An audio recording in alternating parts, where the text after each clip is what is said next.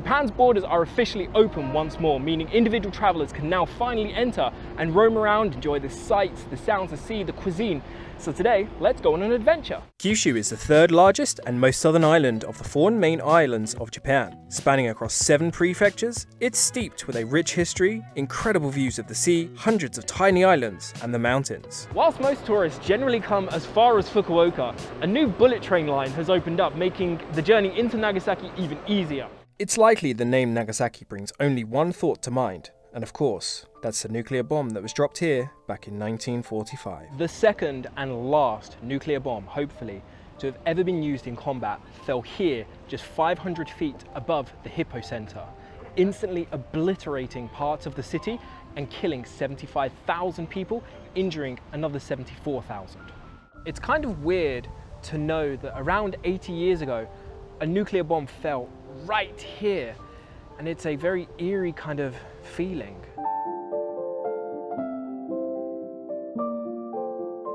Here at the south end of the park stands this water fountain, a symbol for those who died trying to find water.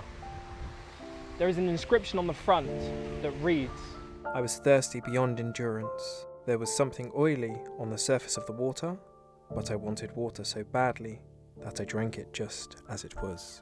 An incredibly harrowing sentence to come from a 9-year-old girl.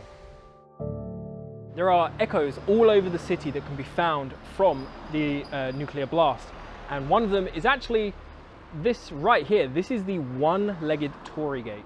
Let's head south along the main road, and off in the distance you can start to see a Ferris wheel on top of a building. This is Cocowalk, a huge 6-floor shopping mall. The perfect place to do a little retail therapy, grab some lunch, and relax before taking a nice, slow 15-minute ride on the Ferris wheel. This is one of the best ways to get a 360-degree view of the entire city, and you can just sit in here and relax for 15 minutes and take in the view. Back when Japan was still closed off to the rest of the world, Nagasaki became one of the only ways foreigners could enter. This brought industrialization to Japan and an influx of foreigners, making Nagasaki one of the most diverse cities. In 1859, a Scottish merchant known as Thomas Glover came to Nagasaki and introduced the then samurai to modernization and helped bring them forward into the future. This place is actually huge and kind of surprising to see so many Western style places in Japan, and it's fancy. This actually has a little bit of a weird feel for me personally. My nan used to live in a really old house, and this house actually has those kind of vibes, so it actually feels a little bit nostalgic to me. Just a short walk from Glover Garden stands Oura Cathedral, cited as being the oldest church in Japan. At that time, Christianity was banned in Japan, forcing Christians into hiding.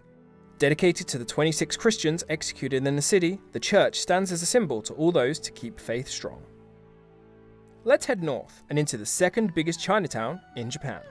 Unlike other traders here, the Chinese were allowed much more freedom of movement until the Edo period, when they were confined to the area that we now call Chinatown. And nowadays, they sell Chinese-inspired goods and foods. Like this is champon, a Nagasaki specialty inspired by Chinese cuisine. Next is Dejima, the location for Dutch traders to come and trade goods. Dejima was actually a former small island that was kind of tacked onto the bottom of Nagasaki, and this was the only place that the Dutch traders were allowed to enter and to trade goods. With the exception of vital necessities such as first aid, the Japanese were not allowed to enter Dejima and the Dutch were not allowed to leave Dejima. This room is incredibly old. This room is from 1851. These days, the area around Dejima has actually been expanded into more cities, so this is no longer a little island. So the sun is now starting to hit the horizon and hide behind the mountains. So I'm heading off to the last spot that I want to hit before we go and get drunk. Standing at 333 meters tall, you can see everything from the top of the mountain. And here at the top of Mount Inasayama is the observatory, where you get a full 360-degree view of everything around you. So behind me is out to the Go-To Islands, and I'm not quite sure what else is out there. Over that way is Nagasaki City itself, and you've got the sea over there. This is it. This is the best way to see the city.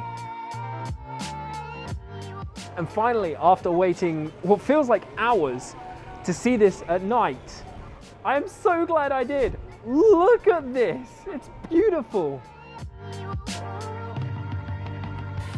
This is definitely one of the best spots, period, to see the city in all of its glory. You can see a full 360 degrees. You can actually see way out into the distance into like the other islands that surround Nagasaki, like Goto, and I can't remember some of the other names, but this is hands down one of the best places to come.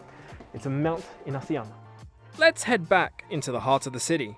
It's time to drink. This is Shianbashi Yokocho, a street literally spilling over with dozens of little izakayas, which are like pubs, places to eat, things to do, and of course it's a great place to come and drink and meet the locals. There are so many more things for you to see and do, not only here in the city, but the rest of the prefecture too, including things like Gunkanjima, Meganebashi, Sawada Shrine, and House Tenbos. And of course, I'll be checking out other unique locations here in Japan, as well as other experiences, like love hotels. If you're interested in seeing more about Japan, hit the subscribe button, check out the Instagram, and I'll see you next time.